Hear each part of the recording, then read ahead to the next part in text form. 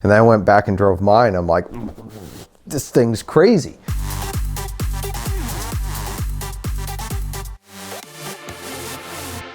So when the Nissan GTR finally dropped on US shores in July of 2008, it was a wildly anticipated car. There was a lot of rumors about it. It had set an incredible Nürburgring lap time, which many people did not believe and tried to disprove because they thought at the time, how could a car of that weight possibly make it around the track that fast? Now, that was at the height of my car flipping days, and I had lots and lots of orders of Nissan GTRs. So I was fortunate enough to get a number of the first ones in the country. And of course, sold them for exorbitant markups. Not because I was greedy, but because other people were willing to pay it. So, miracle how capitalism works. I got one in that was actually a base model. Everybody wanted the premium model. Everybody thought they had to have that extra option. But I got one in that had that was the base model, and I ended up keeping it for a while. And the longer I kept it, the less I wanted to sell it. And it became clear quite quickly that these cars were everything that Nissan had purported them to be. Fall of 2008 was when I opened my dealership in Las Vegas. It was the world's first destination dealership. It was a dealership as part of a motorsports ranch on a racetrack. It certainly gave for great experience with a number of cars, some incredible people, and certainly gave me a lot of track time, and really came to master not only the Spring Mountain track, but the Nissan GTR. And I ended up running in the Redline Time Attack series. And thanks to my buddy Peter Medina over at Synapse Engineering, they sponsored me and built some parts for the GTR. So it became their development test mule.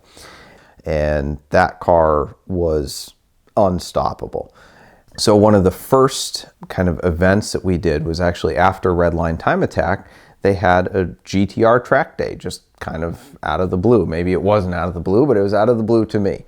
Some people asked me to stay around and, hey, you should bring your GTR to this event. So I, got in a hotel for another night and stuck around. And it was a lot of fun being out on track with all manner of modified and stock GTRs. And we had a blast, and that's where I ended up meeting Matt Farah of then Garage 419. And we had our infamous pickup truck race around Button Willow. Some video production company, I think it was Craig Lieberman and some other people, put together this staged race. And they had a number of fairly well-known GTRs, including James Chen's yellow GTR with all the goodies on it. And at the last minute, they said, oh, hey, why don't you join the mix too? Because you run the Time Attack and, Synapse modified your car. So we'll stick you in back. What they didn't tell us is they wanted the race to be kind of close because it was really for more video production purposes. But there was also, I think, a pro driver in there, or somebody who was being groomed to be a pro driver or something like that.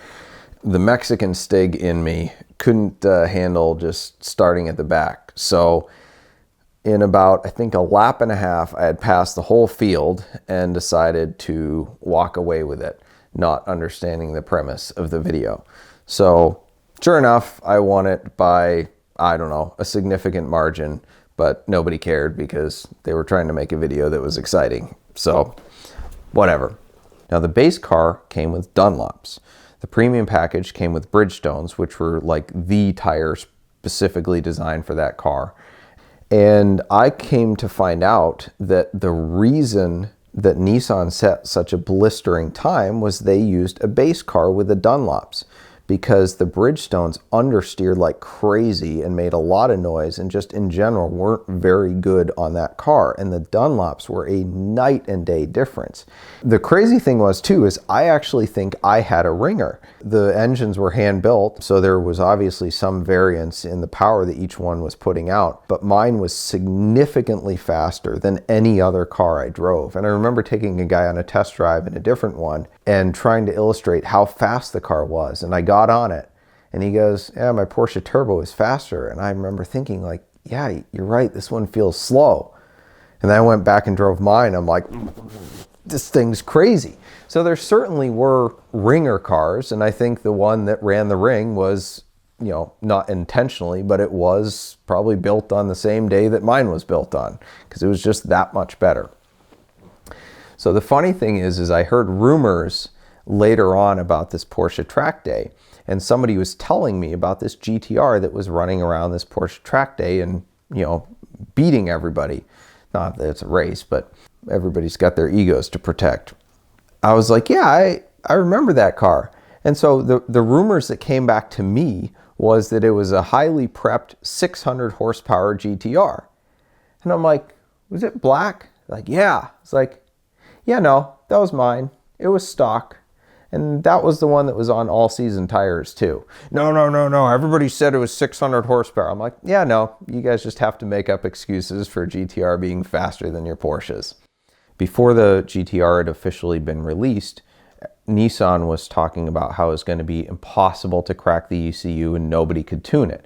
So of course, immediately everybody tuned it and did all sorts of stuff to it. And I think Nissan was just posturing as a means of marketing, because it built the hype that much more and laid a challenge out for the tuners to try to crack the impossible ECU, which was not difficult at all, so I hear.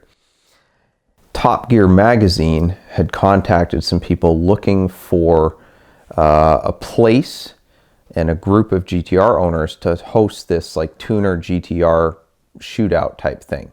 And I was at Spring Mountain, so I said, hey, let's host it here. We can have a track day. And they said, great, absolutely, we're in. So we assembled, I don't know, we must have had 25 GTRs there of all color, shape, and size. And it was a fantastic time. And really, it was just driving around the track. They were interviewing people, taking pictures of the cars, stuff like that. And it was just an absolute hoot. I was cruising around the paddock in my diesel truck. And one of the tuners, I think it was Cobb, was there. And they were handing out t-shirts to everybody.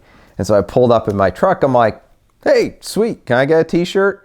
And the guy gets all snotty and he's like, no, these are only for GTR owners. And somebody standing right there who knew me was like, I really think you should give him a shirt. I think it's a good idea.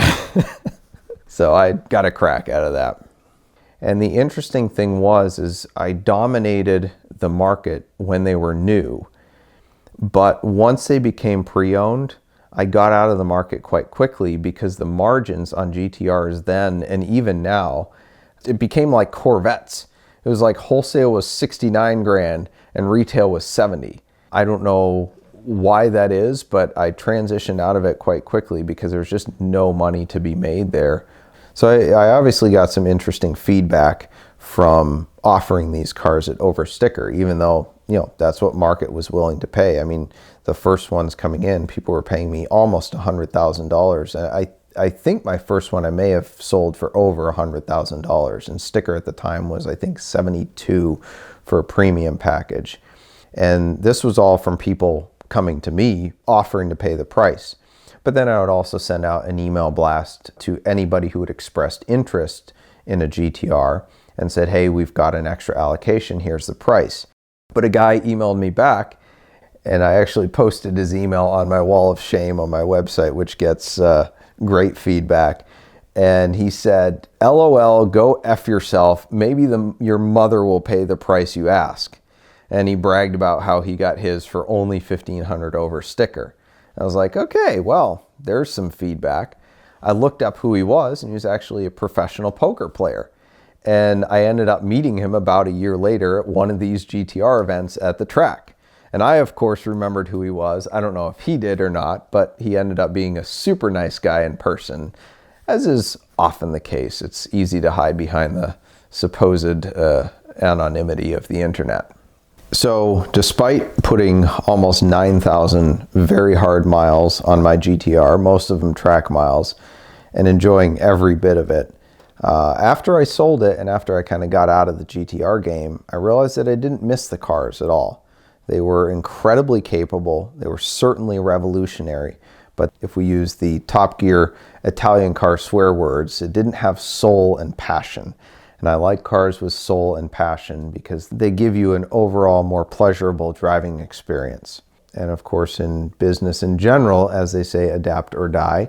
And as the GTR fad died out, I had to get back into what I am good at and what is going to keep the business in the long run, which is just simply building relationships and buying and selling good cars over and over again for customers to enjoy them.